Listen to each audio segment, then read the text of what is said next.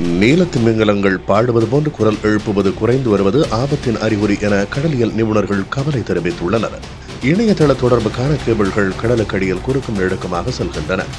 அதன் மீது பொருத்தப்பட்ட ஒலிப்பதிவு கருவியில் திமிங்கலங்களின் பாடல் போன்ற குரல் வழக்கமாக பதிவாகும் என்றும், ஆனால் இப்போது அது நின்றுவிட்டதாகவும் அமெரிக்க கடலியல் ஆராய்ச்சியாளர் ஜான் ரியான் நடத்திய ஆய்வில் தெரியவந்துள்ளது.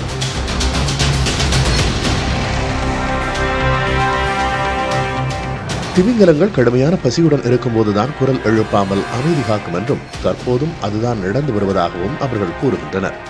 கடல் வெப்ப மாறுபாடு காரணமாக திமிங்கலங்கள் உண்ணும் கிரில் போன்ற மீன் வகைகள் இறந்து விட்டதாகவும், எனவேதான் அவை உணவின்றி தவிப்பதாகவும் நிபுணர்கள் கூறுகின்றனர்.